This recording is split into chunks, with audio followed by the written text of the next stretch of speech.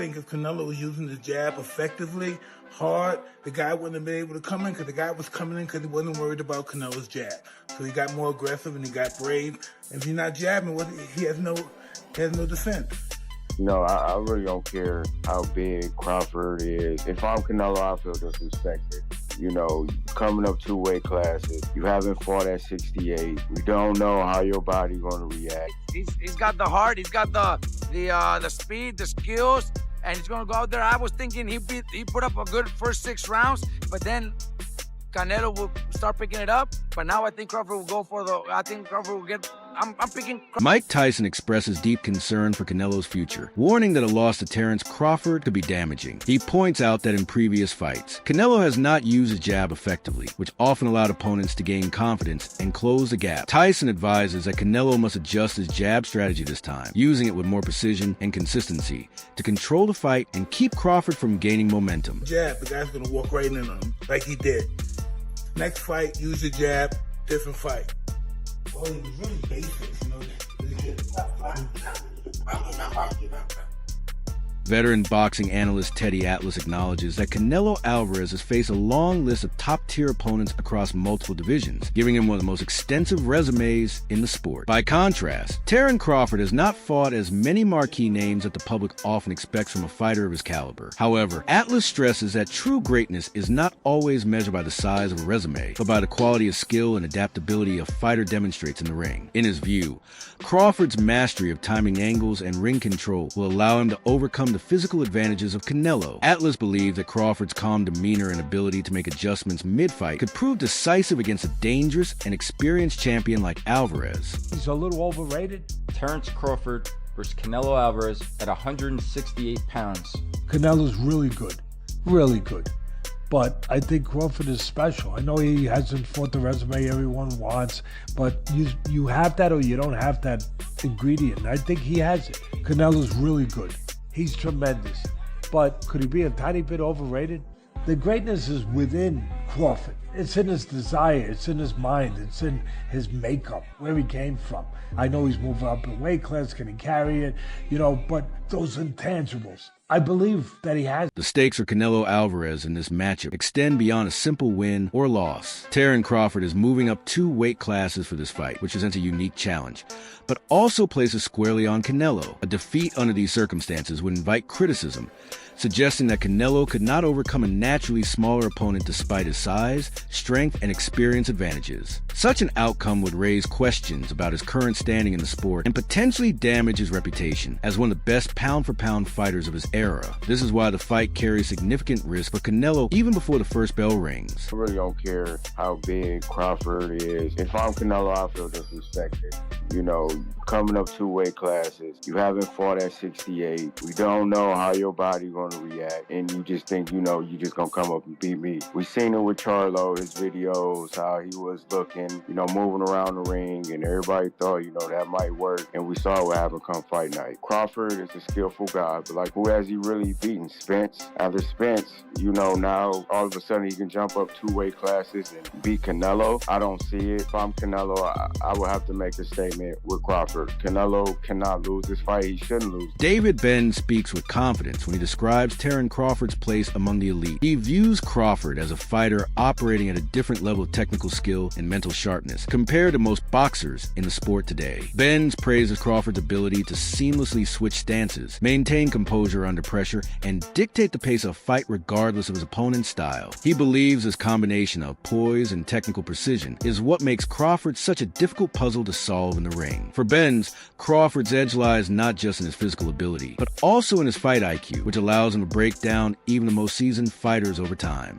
Does he have an opportunity to beat Canelo? I think if anybody has a chance to beat Canelo, I think it's Terence Crawford. His IQ is on another level. He's a great fighter and he's strong. It's just that it's a lot of weight. I wouldn't be surprised if Terence Crawford wins. Wouldn't be surprised if he loses either. Terence Crawford, when he went up against the best opposition, like Earl Spence, he showed what level he's on, what type of dog he is. I don't know. You really have to let these fights play out to see what happened. He might get hurt. That's might activate him to come back strong. Could you still make 68? I don't want to make 68. No, I know you don't. Terence wins 68. Yeah, well, if that's, yeah.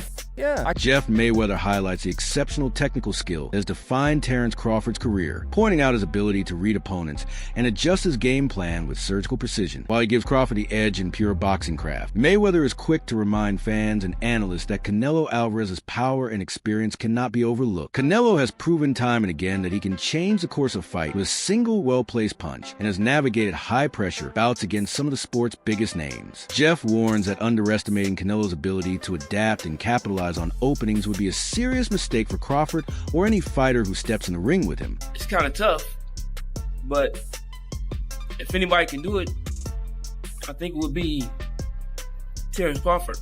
I mean, skill-wise, I think he's a better fighter than Canelo, but Canelo is also a great fighter but he owns that weight class that he's in. So I would just say that I think that Crawford has to fight almost a perfect fight to win. Max Kellerman's technical analysis focuses heavily on the jab as a key factor in this fight. He notes that Crawford's jab is among the most efficient and accurate in modern boxing, enabling him to control range, set up combinations, and disrupt his opponent's rhythm. This ability to dictate pace through a well-timed jab has been central to Crawford's success. Kellerman contrasts this with Canelo Alvarez, whose jab earlier in his career was a weapon capable of neutralizing aggressive fighters. In recent years, however, Canelo's jab has appeared less consistent and less frequent in his approach, which could leave him vulnerable to Crawford's disciplined use of the lead hand. Attributes, and then tell me who do you feel is best in that attribute. First attribute, best jab. Crawford. Best defense. Crawford. Nowadays, Crawford. I would say early in the fight, Canelo. And earlier in his career, Canelo. But he hasn't been that kind of fighter in recent years. Although Crawford is also hittable. With any fighter, when you talk about their defense, the question is not, can they be hit with a shot? You take punches. Everyone, the greatest defensive fighters ever get hit. Pernell Whitaker, Willie Pep, Floyd Mayweather, they all get hit. The question is, can you hit them with combinations? And both guys are hard to hit. With the two-piece, hard to hit. So who has the best footwork out of the two?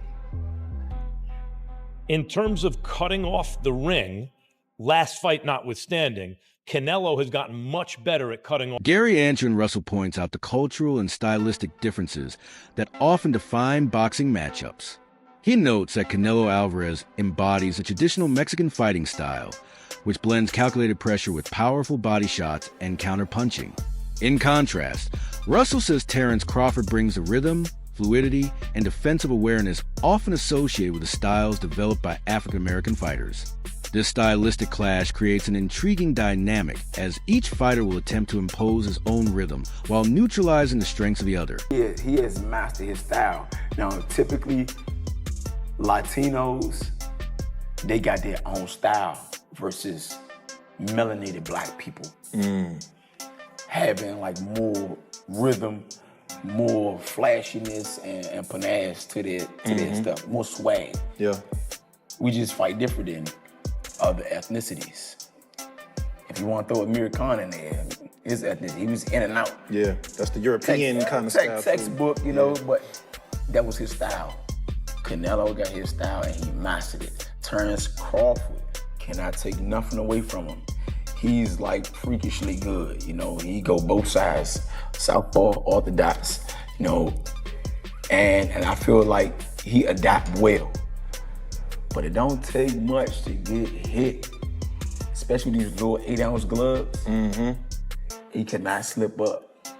He cannot slip up. He's gonna have to stay set from bing to bing from round 1 to 12, and he better be in shape.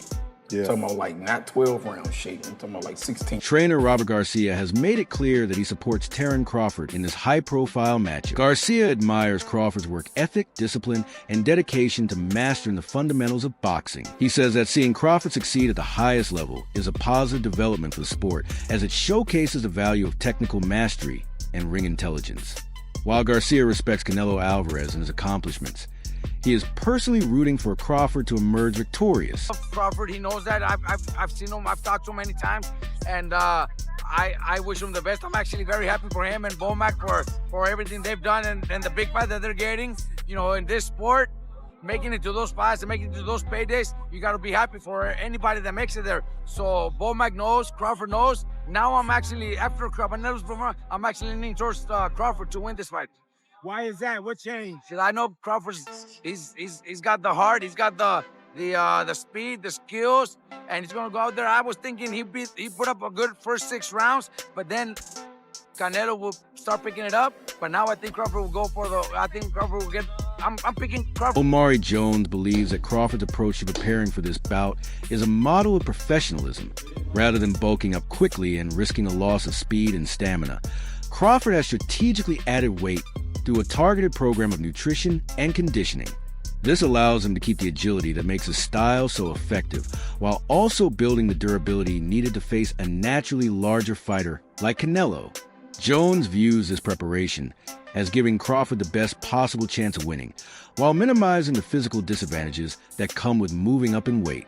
Me personally, meeting Crawford several times, it's like the man is just so competitive. It's like I don't even have to say nothing to him. He'll just like, man, when we sparring, it's like his competitiveness is always gonna put him over the edge, and then he just has that like, I'm not gonna let you bully me, or his skill set. And it, I know they talk about Charlo when Charlo moved up, but I feel like it may be a little bit different for Canelo this time around, because Crawford took the moving up in weight classes serious. He did the dieting, he did the training. So I feel like when you put in work like that, it's a win-win. So you don't think Crawford, gaining that weight, because I saw him, he's pretty big. You don't think that's going to be a disadvantage for him in this fight? No, it looked like he put it on the right way. The nutrition, the like I said, the training. Crawford, he trains hard, so I feel like, I know they say he probably went up to like 185, so he has to lose that weight. But I think if he did it the right way, which I know he did, he'll be successful in September. And I know, like we discussed earlier, we talked with your pro debut, and now you're 3-0. Your last fight, July 19th against Blanco, and it was actually your 3rd win by knockout. Yes. I'm super proud of you. How are you feeling about your pro career so far? I'm feeling great about my pro career. I definitely feel like